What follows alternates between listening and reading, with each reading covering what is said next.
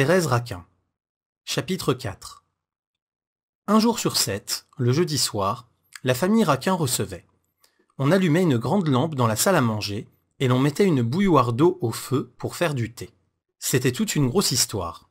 Cette soirée-là tranchait sur les autres. Elle avait passé dans les habitudes de la famille comme une orgie bourgeoise d'une gaieté folle. On se couchait à 11h. Madame Raquin retrouva à Paris un de ses vieux amis, le commissaire de police Michaud, qui avait exercé à Vernon pendant 20 ans, logé dans la même maison que la mercière. Une étroite intimité s'était ainsi établie entre eux, puis, lorsque la veuve avait vendu son fonds pour aller habiter la maison du bord de l'eau, ils s'étaient peu à peu perdus de vue. Michaud quitta la province quelques mois plus tard et vint manger paisiblement à Paris, rue de Seine, les 1500 francs de sa retraite. Un jour de pluie, il rencontra sa vieille amie dans le passage du Pont-Neuf. Le soir même, il dînait chez les Raquin. Ainsi furent fondées les réceptions du jeudi.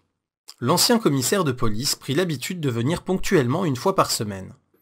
Il finit par amener son fils Olivier, un grand garçon de 30 ans, sec et maigre, qui avait épousé une toute petite femme, lente et maladive.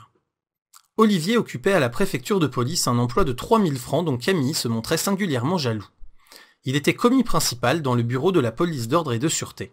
Dès le premier jour, Thérèse détesta ce garçon roi des froids qui croyait honorer la boutique du passage en y promenant la sécheresse de son grand corps et les défaillances de sa pauvre petite femme. Camille introduisit un autre invité, un vieil employé du chemin de fer d'Orléans.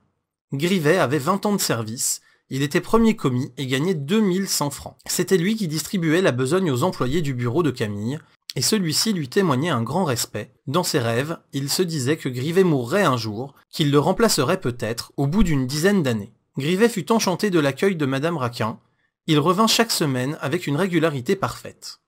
6 mois plus tard, sa visite du jeudi était devenue pour lui un devoir. Il allait au passage du Pont-Neuf, comme il se rendait chaque matin à son bureau, mécaniquement, par un instinct de brute. Dès lors, les réunions devinrent charmantes. À 7h, Madame Raquin allumait le feu, mettait la lampe au milieu de la table, posait un jeu de dominos à côté, essuyait le service à thé qui se trouvait sur le buffet.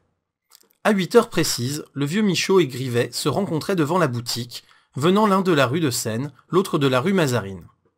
Ils entraient et toute la famille montait au premier étage. On s'asseyait autour de la table, on attendait Olivier Michaud et sa femme, qui arrivaient toujours en retard. Quand la réunion se trouvait au complet, Madame Raquin versait le thé, Camille vidait la boîte de dominos sur la toile cirée, chacun s'enfonçait dans son jeu. On n'entendait plus que le cliquetis des dominos. Après chaque partie, les joueurs se querellaient pendant 2 ou 3 minutes, puis le silence retombait, morne, coupé de bruit sec. Thérèse jouait avec une indifférence qui irritait Camille. Elle prenait sur elle François, le gros chat tigré que Madame Raquin avait apporté de Vernon. Elle le caressait d'une main, tandis qu'elle posait les dominos de l'autre. Les soirées du jeudi étaient un supplice pour elle.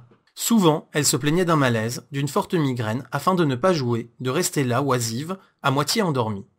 Un coude sur la table, la joue appuyée sur la paume de la main, elle regardait les invités de sa tante et de son mari, elle les voyait à travers une sorte de brouillard jaune et fumeux qui sortait de la lampe. Toutes ces têtes-là l'exaspéraient. Elle allait de l'une à l'autre avec des dégoûts profonds, des irritations sourdes.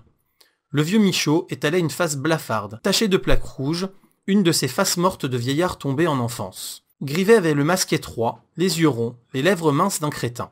Olivier, dont les os perçaient les joues, portait gravement sur un corps ridicule une tête roide et insignifiante. Quant à Suzanne, la femme d'Olivier, elle était toute pâle, les yeux vagues, les lèvres blanches, le visage mou.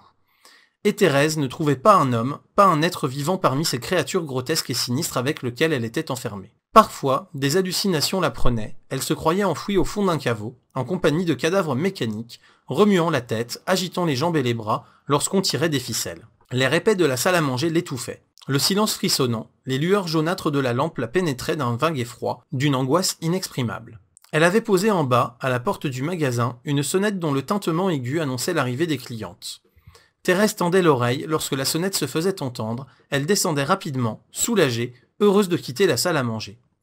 Elle servait la pratique avec lenteur.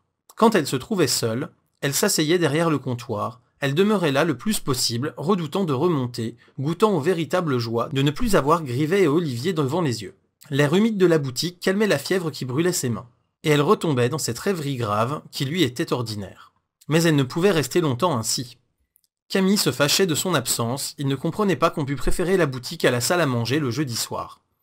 Alors il se penchait sur la rampe, cherchait sa femme du regard. « Eh bien, criait-il, que fais-tu donc là ? Pourquoi ne montes-tu pas ? Grivet a une chance du diable, il vient encore de gagner. La jeune femme se levait péniblement et venait reprendre sa place en face du vieux Michaud, dont les lèvres pendantes avaient des sourires écœurants.